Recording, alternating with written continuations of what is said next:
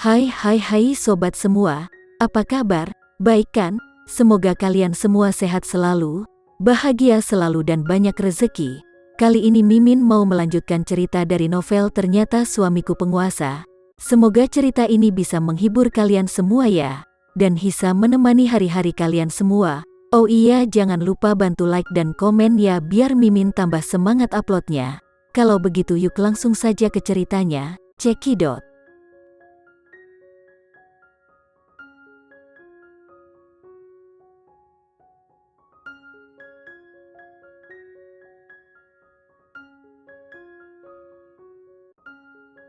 Putri mengungkapkan keluhannya dan menarik lengan bajunya. Aku dan anak kita baik-baik saja, mengapa kamu masih marah?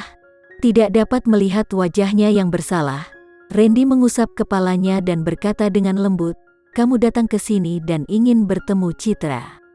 Apa kamu tidak memikirkan kehamilanmu? Kamu bahkan belum hamil 3 bulan, dan saat itulah bayi dalam kandungan belum bisa stabil. Bagaimana jika itu akan membahayakanmu dan juga membahayakan bayi dalam kandunganmu? Pada saat ini, Randy berhenti berbicara. Randy tidak bisa membayangkan betapa gilanya dia jika ada sesuatu yang terjadi pada anaknya. Ketika suaranya yang rendah dan seksi mencapai telinga Putri, dia merasa sedikit tidak berdaya. Namun, dia tidak bisa menyembunyikan kekhawatiran yang dia miliki untuk Randy. Putri memeluknya dan membenamkan kepalanya ke pelukannya. Dia menarik napas ringan dan berbisik, aku tidak akan membiarkanmu mengkhawatirkan aku dan anak kita lagi. Randy memegang tangannya dengan erat dan berkata, Putri, tidak peduli apa yang terjadi di masa depan, kamu harus memberitahuku, jangan melakukannya sendiri seperti ini lagi. Putri mengangguk dan berkata, baiklah. Waktu berlalu dengan cepat. Beberapa bulan telah berlalu, dan sudah 6 bulan berlalu sejak Putri hamil. Putri baru hamil 6 bulan, tetapi perutnya sangat besar sehingga terlihat jelas. Putri tampak lebih gendut dari sebelumnya, kulitnya lembut dan halus. Bibi Nilam dan Bibi Sati yang berpengalaman dengan hal seperti itu, semuanya mengatakan bahwa semakin cantik selama masa kehamilan, semakin besar kemungkinan mereka akan melahirkan anak perempuan. Bulan lalu, setelah Randy memberitahu keluarga Sanjaya bahwa Putri tengah hamil, Priscilia terbang keesokan harinya untuk membantu merawat Putri menggantikan keluarganya. Pada saat ini, kepala Priscilia ditekan ke perut Putri yang bulat dan menonjol. Ketika dia mendengar apa yang dikatakan Priscilia, dia berkata dengan penuh semangat, kakak ipar, aku benar-benar mendengar detak jantung bayinya. Putri tersenyum lembut. Dia pasti merasakan betapa bibinya sangat mencintainya dan sedang menyapanya. Priscilia berkedip dan bertanya lagi, bisakah kakak ipar memeriksa apakah itu laki-laki atau perempuan dalam masa kehamilan 6 bulan ini? Kita tidak memeriksa jenis kelamin anak itu, kata Randy. Baik anak itu laki-laki atau perempuan, kita akan menyayangi dan mencintainya. Aku pikir perempuan lebih baik, perempuan pasti akan terlihat cantik sepertimu. Tapi, ketika kamu melahirkan anak laki-laki, itu pasti akan sama sepertiku, cuek dan tidak banyak bicara, Priscilia berkata sambil berpura-pura menjadi Randy. Putri tertawa terbahak-bahak karena godaan Priscilia, dan berkata, Priscilia, kakakmu tidak seperti itu. Faktanya, Randy telah banyak berubah dalam beberapa bulan terakhir. Randy sudah banyak bicara sekarang. Misalnya, tadi malam, Randy melakukan hal yang sama dengan yang dilakukan Priscilia barusan, menekan kepalanya ke perutnya dan mendengarkan detak jantung bayinya. Dia bahkan menyapa anak di perutnya, sayang, aku papamu, tolong jawablah. Tidak hanya itu, Randy akan mengambil buku anak-anak dan menceritakan kisah-kisah dengan suara magnetisnya dengan penuh kesabaran. Dari dokter ia mengetahui bahwa janin di usia 6 bulan sudah dibekali memori, pendengaran, dan pembelajaran untuk mulai mengerti. Setelah itu, Randy akan memainkan musik setiap hari untuk didengarkan oleh bayi dalam kandungan Putri, dan Randy juga akan menceritakan kisah kepada bayi dalam kandungannya. Sebelumnya, Bahkan jika Putri memukulinya sampai mati, Randy tidak akan melakukan hal kekanak-kanakan seperti itu. Tapi sekarang, Randy melakukannya dengan sendiri. Memikirkan tentang Randy, senyum di wajah Putri menjadi semakin lembut. Randy lah yang membawa sinar matahari ke dalam hidupnya, membawa kehangatan padanya, membuatnya merasa bahwa hidup sebenarnya bisa begitu bahagia. Kakak ipar, aku akan masuk kru film besok. Bagaimana kalau kamu menemaniku berbelanja? Kali ini, Priscilia pergi ke resort wisata terpencil untuk syuting. Kondisinya agak buruk, jadi dia mungkin tidak akan bisa berbelanja untuk waktu yang lama.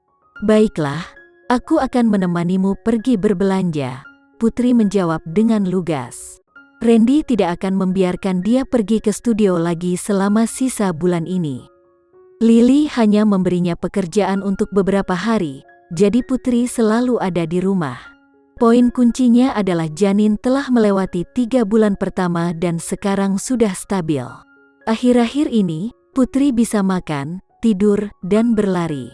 Jika bukan karena perutnya yang besar, tidak akan ada yang tahu bahwa dia sedang hamil. Putri dan Priscilia sudah lama tidak berbelanja. Saat topik berbelanja muncul, mereka menjadi bersemangat. Setelah beberapa saat, mereka berkemas dan pergi. Sekarang bulan Juli, waktu terpanas sepanjang tahun di Jakarta, tapi itu tidak masalah. Sopir mengantar mereka ke pintu masuk pusat perbelanjaan, dan begitu mereka masuk, mereka bisa merasakan udara dingin bertiup di jalanan. Saat berjalan-jalan di pusat perbelanjaan, Putri tidak bisa melihat apa-apa lagi. Semua yang masuk ke matanya hanyalah pakaian bayi, peralatan bayi, kereta bayi, mainan, dan semua yang berhubungan dengan bayi. Sebenarnya, Randy sudah menyiapkan hal-hal itu sejak lama. Apalagi keluarganya bahkan sudah mendekorasi kamar bayi, sehingga dia hanya menunggu kedatangan sang anak. Putri sering menghitung dengan jarinya. Bayinya mungkin akan lahir pada bulan Oktober, seperti yang dokter katakan, tetapi biasanya bayi akan lahir setelah 9 bulan atau lebih. Tanggal kelahiran bayinya adalah tanggal 29 September.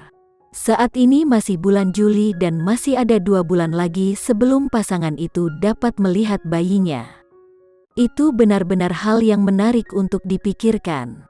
Putri ingin pergi ke toko bayi, jadi Priscilia tidak keberatan. Putri tidak kekurangan apa-apa, dan semua yang dia butuhkan telah disiapkan oleh Randy. Dia hanya ingin menikmati berbelanja. Setelah berjalan sebentar, Putri merasa sedikit haus. Mereka menemukan tempat istirahat dan duduk. Priscilia pergi membeli air. Priscilia baru saja pergi, tiba-tiba ada 2 orang pria duduk di kedua sisi Putri. Mereka mendekapnya erat-erat di tengah dengan belati menempel di pinggang Putri.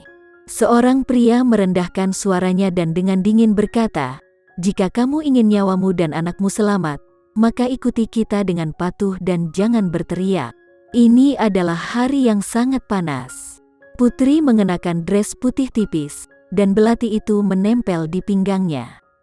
Jika mereka menggunakan sedikit kekuatan, belati akan menembus perutnya dan anaknya akan. Hati Putri berantakan saat dia memikirkan hal ini.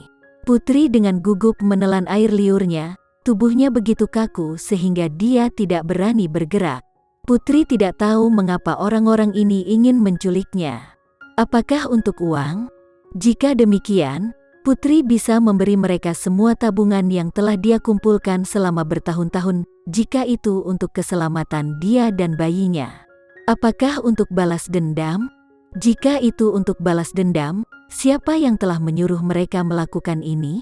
Putri sangat gugup sehingga pikirannya menjadi berantakan. Dia tidak bisa memikirkan siapapun yang ingin mencoba menyakitinya dan bayi dalam kandungannya. Putri mendongak. Sepasang suami istri lewat, tetapi tak satu pun dari mereka memperhatikan sesuatu yang terjadi pada Putri. Ada 2 penjaga keamanan tidak terlalu jauh, tetapi Putri tidak berani meminta bantuan.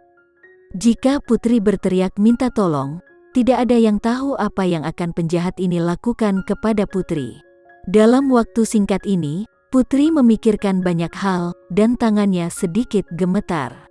Tapi dia mencoba yang terbaik untuk menenangkan diri dan tidak terlalu takut.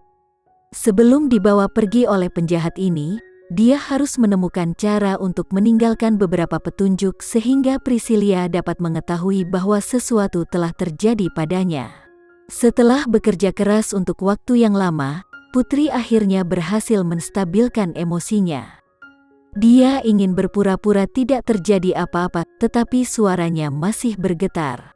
Putri berkata, Apa yang kamu inginkan? Jika kamu menginginkan uang, aku bisa. Jangan bicara omong kosong, kamu bicara satu kata lagi, aku akan memotong lidahmu, patuhlah dan ikuti kami." Putri merasakan sakit saat pria yang memegang belati sedikit menekan tangannya. Putri dengan cepat menutup mulutnya dan tidak berani mengatakan sepatah kata pun. Tidak mungkin dia bisa meninggalkan petunjuk apapun agar bisa diketahui oleh Priscilia.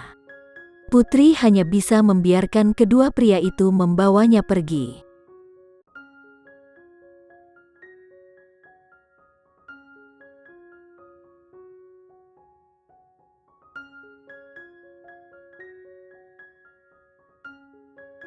Sekian dulu ya cerita kali ini, kita lanjutkan lagi ceritanya di lain waktu. Oh iya, bagaimana menurut kalian? Semoga bisa sedikit menghibur kalian semua. Jangan lupa like, share dan komen ya. Untuk teman-teman yang baru nonton jangan lupa subscribe-nya. Hehehe, kalau ada teman-teman yang ingin gabung langganan bisa langsung gabung saja untuk dapat fitur yang menarik dan sedikit membantu Mimin. Terima kasih sudah menonton, sampai jumpa lagi. Bye.